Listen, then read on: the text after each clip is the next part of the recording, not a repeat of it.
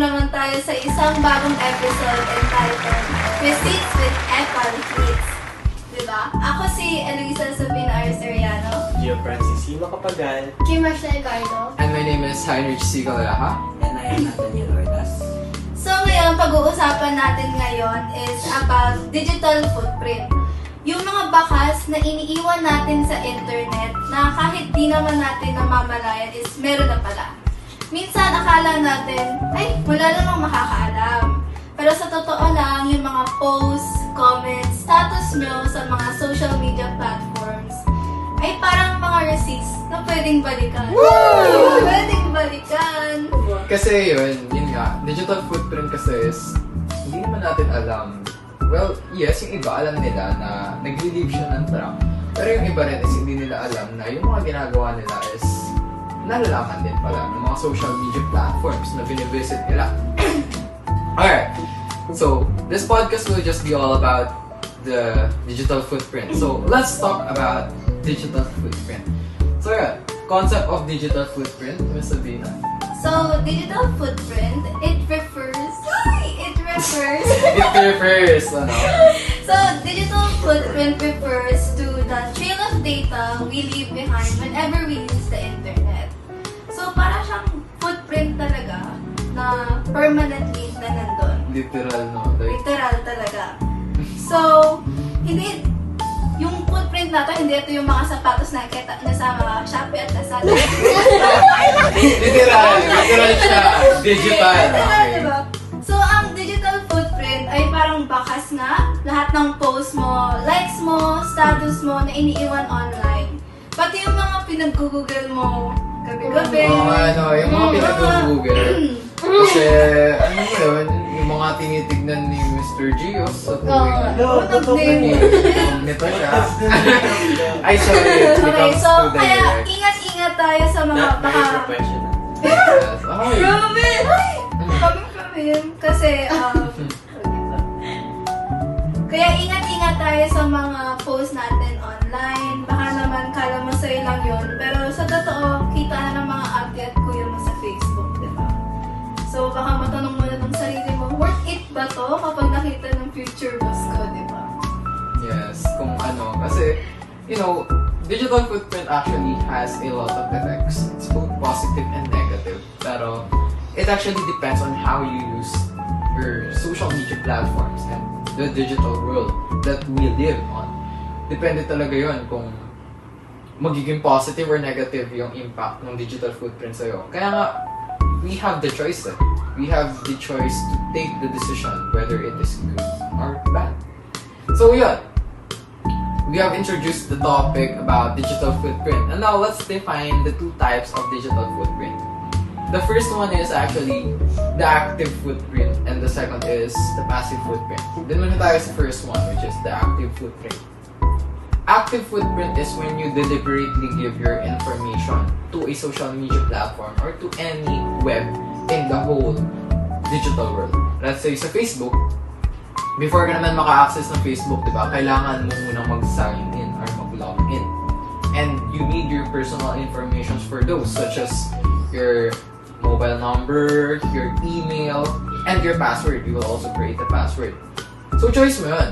Binigay mo yung informations mo kay Facebook and nag-agree ka dun sa tinatawag nilang terms of privacy. You know, yung hindi naman natin siya binabasa, sine-check na lang natin siya, tapos na-scroll na lang.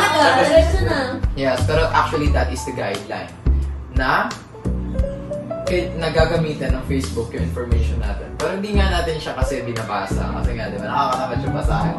Pero yun kasi yung nagbibigay ng karapatan sa Facebook or sa any kind of social media platform na panghawakan yung information na binigay natin sa kanila. And that is called the active footprint. Now, let's move on to the passive. Passive naman is not direct like the active footprint kasi active footprint is direct siya. Passive naman is when you are not deliberately giving your information to the digital world. Let's say, ang ginawa mo lang, nag-online ka sa Messenger. So, passive siya. Kasi, alam ng Messenger yung time and yung information kung kailan ka nag-online. That's quite disturbing, isn't it? Kasi, parang alam nila lahat yung mga datas natin. Parang built Yes, para talaga siyang built-in CCTVs. And also, one of the example of active footprint is yung mga website na binivisit natin. Let's say, nagpunta ako sa website na to. Although, hindi alam ng ibang tao na nagpunta tayo dun sa website na yun. Pero, yung website na pinuntahan natin is alam niya na nag-visit tayo. Alam niya yung exact time kung kailan tayo nag-visit. Alam niya yung duration or yung interval kapag binisit natin yung website. So, doon din ba papasok yung mga cookies na ina-accept natin? Yes. So, yung mga cookies na yun, ina-accept lang natin siya. Pero, yun din kasi yung nagde-determine. And yung information na nagde-determine na malalaman ng website na binisit natin, na binisit natin siya in the series of time. Let's say, binisit ko yung website na to 9 p.m. ng gabi. So, ano kayong ginagawa ko that time? Parang ano ba Let's ito say ni si Mr. Gio. Gio, no? Let's say si Gio is nag-incognito tab siya, tapos may binisit siyang website sa gabi. So, di ba? Alam niya yung website. Henry siya. No, I don't actually do that stuff. Then maybe, kapag ginagawa ko yun is, nag-research lang. Research lang. Research. So, parang ang passive footprint is more alarming than active footprint. Yes. Kasi sa active, deliberately mo naman ginawa. Choice mo yun eh. Pero sa passive, parang hindi ka masyadong aware. Hindi ka aware pero alam nila yung bawat galaw mo sa digital. Parang stalker ang peg. Yes! Yun, so that's the active and passive. Now, do you guys have any experience about active and passive? Let's start with the active first. So, let's start na lang muna sa passive na. Passive na lang. Passive Okay, na. parang mas Passive. maganda yung sa passive. Kasi yun na nga yung natakal mo kanina na parang yung sa passive is more alarming. Kasi hindi natin alam kung ano yung nangyayari. Unconscious. Yes. Confused. Ay, oo. So yan, let's start with the passive. So, syempre, alam natin ito lahat. Free wifi. Very common. Yung Guys, mga saan pumunta? Libre. Basta libre. Basta talaga libre, no? Sasabihin mo may sakit eh. Basta Sakit talaga na. libre. Tapos pag rinig mo, libre tatay mo. Tara na! Tara na, kahit sa gala. So, parang hindi lang siya sa social, no? Pati pala sa digital, basta libre, go na go. Okay? So, yeah, you can go. So, di ba, free wifi. Pero, hindi natin alam na yung mga infos natin sa phone is nalalaman nila through wifi. Based sa mga, kung gano'n mo siya katagal ginamit, kung ano yung mga sites na visit mo while using their wifi, tsaka kung gano'n kalaki na yung MB na nagagamit Yes, mo sa megabyte. wifi nila. So, ayun. Yun eh, parang, di ba, nakakatakot siya kasi, look, makikiconnect naman lang ako na nalik pa yung info ko, di ba? Yes, Yung pati ganun. yung IP address mo is actually damay din yun sa nadadamage kapag ka nag-ano ka ng free wifi. So, ano yun? Kaya kapag ka makikiconnect kayo ng free wifi, make sure na kung pang text lang naman or pang chat, make sure nyo na lang na messenger lang yung i-open yung platform. Kung pang chat lang din naman yung purpose nyo kung ba't kayo kumonek sa wifi, then make sure na messenger lang. Para mag-open ng iba pang mga websites, para malimit nyo rin yung information na kaya nilang masustain or malaman.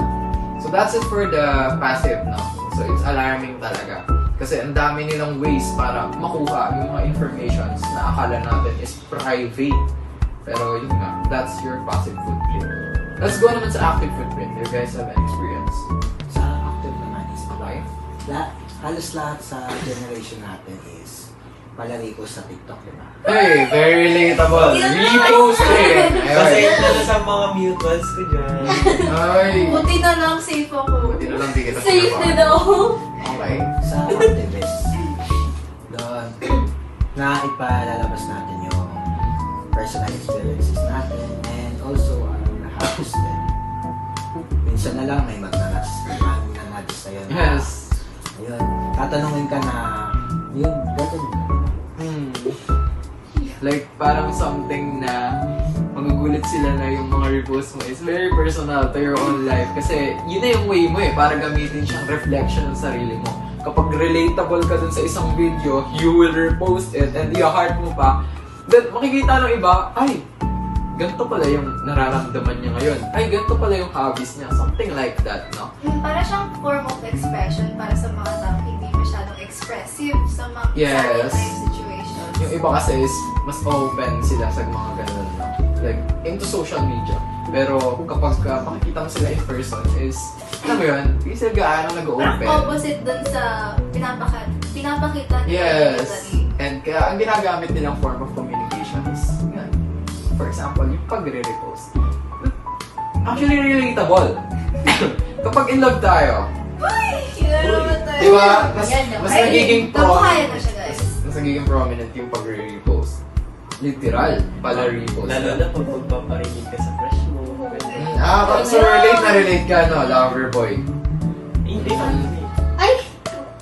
Ayan. Dito na lang. Okay, dito na lang Let's tayo. not make it romantic, Ay, but sorry. let's make it knowledgeable, please. Okay, so yeah. It's not time for bragging. Yes. So yun nga, going back kasi, ayun, it is also a form of communication and it is also a form of expressing yourself. Pero, minsan, hindi natin alalaman, no, na part pala siya ng active footprint na tinatawag. Kasi, yung pagpo-post natin na yun, syempre choice naman natin na i-repost yun. And then, kakaroon yun and nagsiserve siya as an information sa TikTok mismo and dun sa mga tao nakakakita nung repost mo and dun sa mga pina-follow mo. That's it for the active and passive. Meron ba kayo any experience about active and passive footprint? Okay, so meron akong experience mga way back 2020 something. Ano kasi noon, after New Year. So, syempre, one time, parang nag-post ako sa Facebook noon. Kasi nauso yung New Year, New Me, di ba? So, Like yung mga goals, no? New Year, new goals. Social climber Certified. or Charot. people pleaser. Ay, People pleaser, no? Hindi ako magatop. Hindi ka na magatop. Okay. So, alam mo, parang pampamotivation naman sa akin. Yes. To start the year, di ba? So, after a few months of posting that, nakita ko ulit sa feed ko. Kasi sa Facebook, meron siyang parang notif. Parang go back. Memories. Oo, Yeah. memories na yun. So, parang nung binalikan ko, grabe, saya. Grabe pala yung ambitions ko nun, no? Tapos nung nakita ko, parang na-disappoint ako When kasi expectation isa sa meets mga reality. Hindi mo nagawa. Hindi ko nagawa. Wala akong na-achieve. So, di ba? Kaya, lesson learned, ang lahat ng post mo online is babalik at babalik siya. Para siyang sa telenovela, di ba? Yes. Babalik lang. Ay, so parang si Mr. Loverboy dito. Ang yabang naman. Napakayabang Diba nga naman. sabi ni Mr. Heinrich, let's keep it professional. Yes, and let's make it knowledgeable, not romantic. Naman kasi talaga dapat. Kasi this digital footprint is supposed to be serious. Privilege. Yes. Privilege pala yun. Akala ko enjoyment lang. Okay, so yun. parang ano na. Okay, so yun nga. Akala ko ina-enjoy lang yung ni Mr. Gio. Privilege pala yun. Okay, sige. Now, alam na natin yung types of digital footprint and pag-share na rin naman kayo ng experience. So, why not let's move on to the impacts of digital footprint in our life. Maybe we can just tackle the 3 most important types or the impacts of your digital footprint. The first one will be the personal, the second is the professional, and the third one is social. Maybe let's first start with personal. Sa, may experience ako sa personal. Kasi dati, nung broken ako. So bago pala ito naging lover boy, dumaan muna siya sa Dumaan muna ako sa broken. Okay, So, I see. nag-post ng sad boy para magparinig. Sad boy content. Okay. Tapos, nung na-meet nila ako in personal, nakilala na nila ako as sad boy. Kaya tumatak na Yun kasi yung nag-reflect sa'yo eh. tumatak na sa utak nila na sad boy. Kasi yun yung laman ng ano. Yes. Parang ano siya, it's quite a lesson, no? Na grabe pala talaga yung track na naiiwan natin kapag sa mga footprint na ginagawa natin in digital. Grabe pala talaga yung impact niya, no? Kasi kapag babalikan mo na siya, also, kahit naman siya i-delete mo na siya, wala ka na magagawa eh. Yun na yung ano sa'yo. Yun na, may mga nakakita na dun eh. So definitely, there is a chance na yun yung magiging tingin nila sa'yo in terms of perception. The second impact naman is, siguro, let's start with professional impact naman. Yun, so, ang digital footprint kasi sa professional environment, para siyang badge of honor sa professional world. O kaya badge of embarrassment, depende sa mga post mo. Yes, depende Pag kasi may talaga. nag-screening sa'yo, may nag-search sa'yo, hindi lang skills yung titignan syempre, pati yung profile mo. Yes. So, yung mga pinagpo-post mo, parang nakalito. Oo nga, no? Parang pinagpo-post mo, parang siyang resume pero Yes. sa internet, di ba? And kita yun ng lahat nakapublicize. Kahit i-delete mo, may tracks pa eh. So, isipin mo, no? Nung nag-interview sa'yo, sasabihin sa'yo, best way to procrastinate, K-drama watching ba? Meron ka na kaagad history na, ay, procrastinator pala to. Parang bad image na Yes, sa'yo. bad image na employer, kaagad. di ba?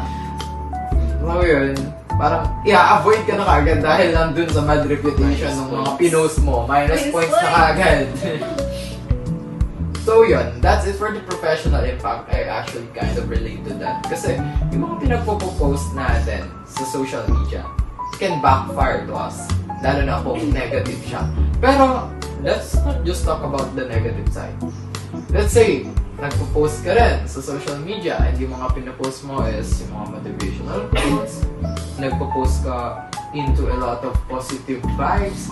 So, di ba? If i-screening ka rin ng boss mo, tapos makikita niyang ganun yung feed mo, ganun siya Parang kaganda. plus points na yun yun, di ba? That is also a plus point. So, timbangin natin siya. It's not just focus about the negative side, but also, it can also be positive, depending on the user, on how responsible he is, he or she is. So, dahil natakan na natin, the last one ata is the social impact. Let's move on to the social impact. Social impact is may personal experience din naman ako. May one time na isang scammer na nag-text sa phone number ko. Uy, mga scammer talaga. Yung scammer is... Sila yung nag-first move, no? Oo. Ano ba yung Di scammer ba? mo? Sino? Ay! Mag-first move. Buti pa yung scammer. Parang Okay, ganun go naman back. pala yun. Let's Okay. hear, let's hear it. Yes, yes. Siyempre, yung mga tao, mauuto din doon kasi lalo na kung pera yung usapan doon. Yes. Pero, Trap talaga yun, no? money is life pa. So, ano talaga siya? Like, isa din yun sa ways natin para ingatan yung mga, ano natin, yung mga links and hyperlinks na tinatap natin sa social media. Kasi baka mamaya, yun pa yung maging dahilan kung bakit tayong i-scam. Lalo na yung sa mga OTP eh.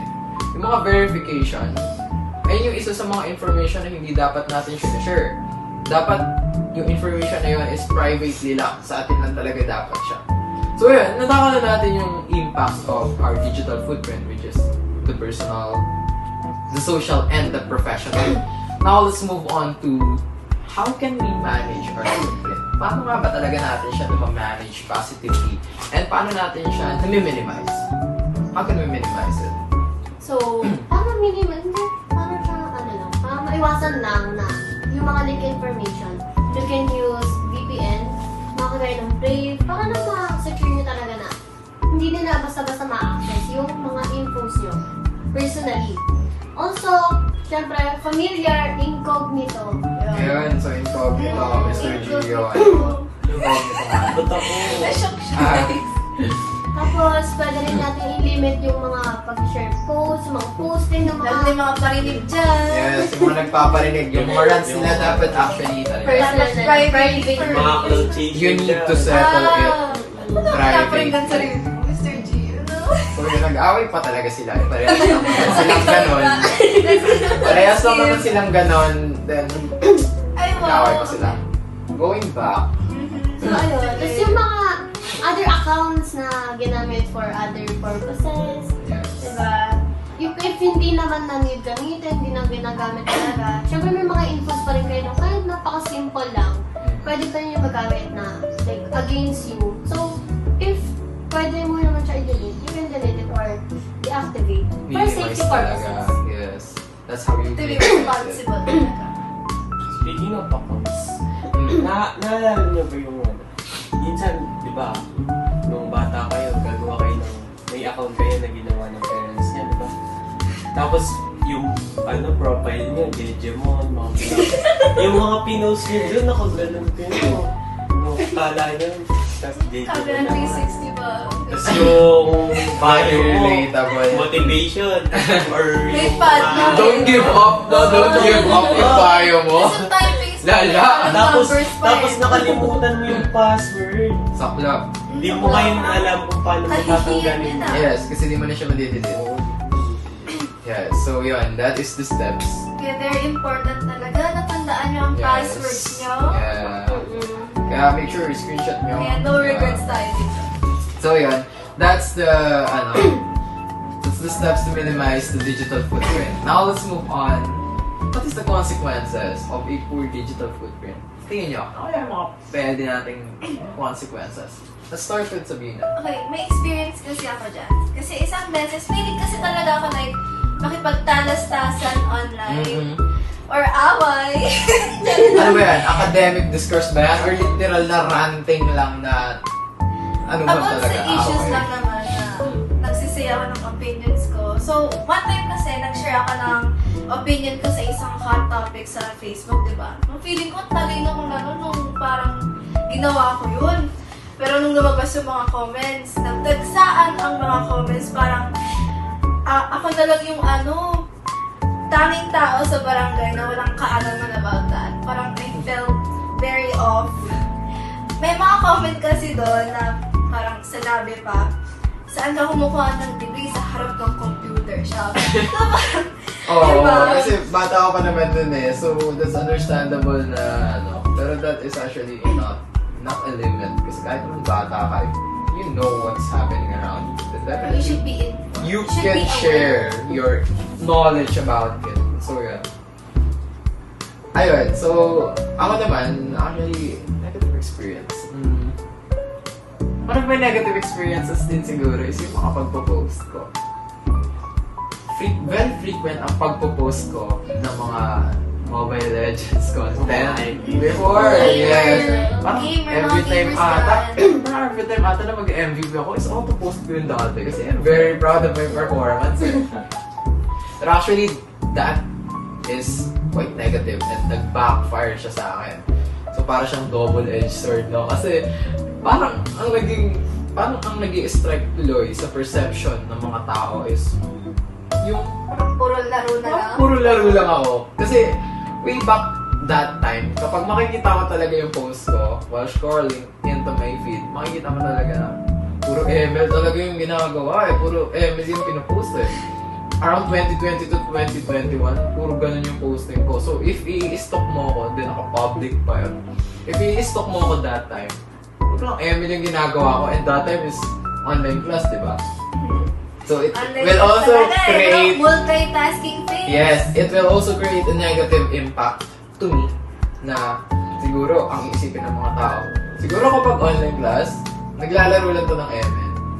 So di ba, it's a double-edged sword na talagang literal na nag-backfire siya sa akin yung mga negative impacts. So yun, kailangan talaga natin maging responsible sa mga pinaggagawa or pinagpo-post natin into digital world. Sa akin lang, meron naman akong experience. Speaking of gamer din ako nung bata. Gamer. Ay, gamer pala. Gamer. Tapos ako kasi yung type Gamer. na gamer Game. is Okay. type na gamer na uto-uto. Auto to. Kung ano-ano clinic-click, Parang wala kayo naman ata. hindi mo uto-uto. Kasi nahanap ko na yung summon mo. Ah! Grabe ka. Meron pala If you yun, are guys. watching this video, Loverboy po talaga si Gio. Gio. Buti at nag-improve naman ako yun. Tapos, anyways, back to the topic. Ay, Okay. grabe. Yun na nga, grabe. nung kakaklik ko, naniniwala ako sa diamonds na yan. Yan. Well, dalaman naman. Pwede mo rin siyang ma-apply Naniniwala ka sa sa ganun? Pwede mo, Sino ano? pwede mo rin siyang ma-apply sa Facebook na yung mga information. Sa kakaklik mo, di mo alam na kakapanapan. Nakukuha na pala yung mga information mo. Yes. Kasi ganun na nangyari sa account ko yun. Kung may account ko. Ano, gaminis ko yung account ko. Pero well, sa iba siguro, parang maliit na bagay lang yan. Pero para sa siguro malaking bagay. Okay. let's actually relate that to any kind of topic. Let's say we are talking about money. So, kanina, in Sayo's account, what if money naman yung naging subject nun, no? So, di ba? Imagine, nakuhaan ka ng pera just by typing Tapos si or tapping into the links and nagbigay ka ng information, the OTP and the phone number. So, di ba? It's actually kind of disturbing na pwede pala talaga nilang gawin yun, no? Through digital world. Kaya, ayun, isa din yun sa pinaka-main functions ng digital footprint, and that is to keep you safe. So, yun. Kasi, ang misconception is kapag digital footprint is negative lang. Kasi, nalalaman nila yung ginagawa natin. Pero actually, digital footprint is both negative and positive depending on the user. Mas focus lang kasi talaga sa negative. Yes. Pero imagine if walang digital footprint, baka mamaya, pag nag-scroll ka sa Facebook, may makikita kang binabaril na tao. Baka mamaya, may pinapakita kang pinapatay. Kasi, Daming malicious content. yes, yung mga R18 contents. Kasi digital footprint din is Review. yung nagli-limit nun. Siya rin yung nag-gatekeep. Kasi without the digital footprint, di ba? Kasi yung Facebook, meron din silang community guidelines. So, kapag nalaman nila na nag-post ka ng ganitong content, then definitely, they will block you. Or, You'll worst be case banned. scenario, you will be banned. Or restrict din yung account. Yes. And actually, it is a good feature. Kasi yun yung maglilimit sa isang tao na tanggalin kung ano man yung masamang plano na gusto Mga niyang gawin. contents na hindi appropriate Yes. sa mass media. Yes, and speaking of that, speaking of negativity and positivity, so natakal na rin naman natin yung consequences, which is the negative. Now, let's talk about the positive effect. Or let's talk about how can we make or how can we create a positive digital footprint. Ayan na lang, yung positive digital footprint. Paano natin siya magagawa? Ba yan? Posting motivational and positive. Parang good content. Yes, diba? yung mga good content. To spread positiveness. Ikaw, Sabina, how can you have a positive digital footprint? Oh, aside from what Mr. Gio mentioned, yung posting ng mga contents, add ko lang doon is, it's better to share contents na magbe-benefit din sa iba. Hindi yung Yes. puro parinig ka lang, Yes. puro negativity yung i-spread mo. Yung tipo, may kaaway ka, pinaparinggan mo na imbes privately na lang ginagawa, pinag-publicize pa, di ba? Yes. So, marami kasang kilalang ganyan. Di Ako ba? po, nagparinig pa. Instead na lumit yung gulo is pinapalaki mo. Yes, kasi alam mo yan, sa digital kasi is pwede ka talaga manusol isang type or isang one tap mo lang talaga. Kaya ayun, correlating with that, my tip for you guys to create a positive digital footprint is just only one. And that one thing is to be responsible. Kasi sa digital world, you get to have two choices. That choice is either good or the bad choice. So, di ba? Sa digital footprint naman kasi, it's not just negative and positive, but it actually relies on the user kung paano siya magdedesisyon. Kung ang user ba is magiging positive or kung yung user ba is magiging negative sa actions na gagawin niya. That is a reminder that we need to be responsible as much as possible sa mga actions na ginagawa natin through social media and through digital platforms. Kasi, let's consider na itong digital footprint na to is not only just negative, but it also reminds us that we need to be responsible to the decisions and to the actions that we are doing inside the internet, inside the digital world. So yun lang. Isa lang ang aking tip, and that is to be responsible. Kasi at the end of the day, it is your decision. It is your decision whether or not you will do it good or you will do it bad. Kasi you get to pick and you get to have two choices. Kaya, please, plan for the outcome of your decisions. Kasi hindi naman natin malalaman kung magiging positive or negative yung outcome ng decision na gagawin mo. Kaya ang pinakamagandang gawin is you will stick to the good and you will be responsible on what you are doing. So we have tackled the consequences and the Wait, positive. let me just add something to that. So, Okay. yung digital footprint na to is very significant sa generation natin, di ba? It's very Yes. much applied. Kasi sa generation natin ngayon, social media is very widespread. Lahat tayo sa phones na nagko-communicate and yung mga stuff na ipapaano natin sa iba, di ba? So, kailangan maging conscious talaga tayo sa mga ipopost natin since pwede rin yun makasira sa'yo and sa ibang tao. Yes. Kasi yun naman talaga yun eh. Kaya responsibility talaga. And you always get to have a choice. So yun, natapos na natin yung consequences and also how can we build a positive digital footprint. So, based from our last video, ang daming tatanong, actually ang daming sets of questions. So pumili lang kami ng 5 question to answer. Miss Kim, can I have those sets of questions? Alright, to Miss Kim, it's only my public post that contributes to my digital footprint, right? Actually, no. Because, diba, natakot na natin kanina, it's active and passive. Yes. So, hindi naman porke hindi ka nagpo-post, hindi ka na pala mawala ng mga information. Yes. Yun nga yung passive eh. Hindi mo alam na nalilit pala yung mga infos mo online man or for others, diba? So, parang hindi yan nasasabi talaga na hindi ka pwede malika ng mga accounts or like infos. Yes, kaya nga nandun yung passive footprint eh. Kasi yun naman talaga yung mechanism ng passive footprint. Kasi alam nila yung informations kung ano yung nangyayari sa atin or kapag nag-online tayo sa isang social media platform. The next question is for Gio.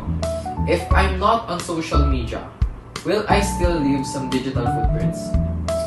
Yes, kasi may mga times na nagiging photobomber ka sa picture.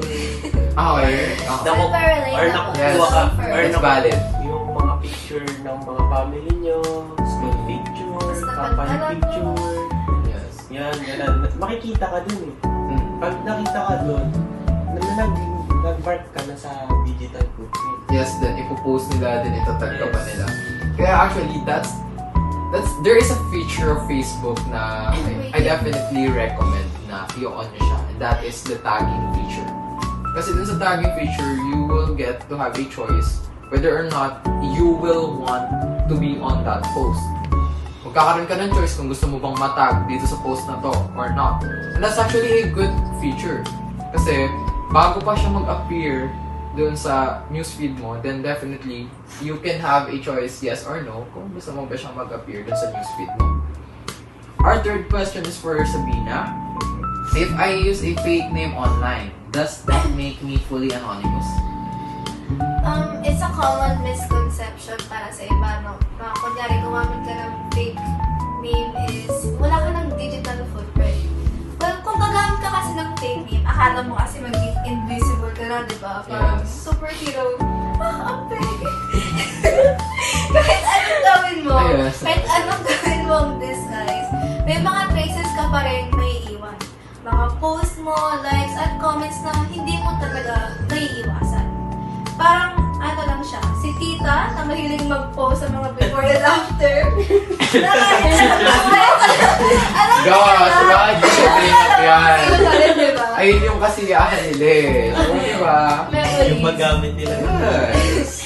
Pero kahit anong fake name ang gamitin mo, tandaan mo, sa internet, walang completely anonymous. Okay. Kaya diba, mas magandang maging totoo at mas maging maingat kaysa magtago sa likod ng isang fake name, fake account na sa huli, ikaw pa rin ang makahanap ng mga stalker at chismoses dyan. Yes, that's why I've said na be responsible. Kasi meron tayong mga information technology na nag-aaral ng mga ganun. And maybe, masyado ka nang comfortable na inaakala mo na walang makakahanap sa'yo, tapos na-track ka lang, diba? So, it will backfire to you kung ano yung mga pinaggagawa mong negativity onto the social media. Then, for Mr. Ordas, if I don't click on ads, can advertisers still track me? Frankly speaking is, yes, natatrack na pa rin nila. For example is, sa Facebook, nanonood ka ng mga videos doon, then biglang may lalabas na mga ads. And ayun, dun ka nila natatrack ng mga Kasi, actually, it's kind of relatable to that is, let's say, may sinerge tayo sa Shopee na product. Although, di naman tayo nag-tap sa advertisement, pero alam mo yun, nag-scroll lang tayo sa Shopee, and then may sinerge tayo, we are intrigued to see that product. Then after a few days, or even after hours, makikita mo sa feed mo, no? Makikita mo sa feed mo, ayun na, let's say, sinerge mo lang naman is yung mga cat products. After nun, pagpunta mo sa Shopee, andun na yung mga cat foods, andun na yung mga things na kinakailangan ng cat. So that actually proves na andun talaga yung passive footprint Diba? I can relate to that, lalo na sa TikTok, diba? Kunyari, hook ka sa isang issue, let's say, sa Alice Go na issue, diba? Tapos, sinerch mo lang siya about clips, tapos pagbalik mo sa FYP. Puro na siya Alice sunod-sunod na Go.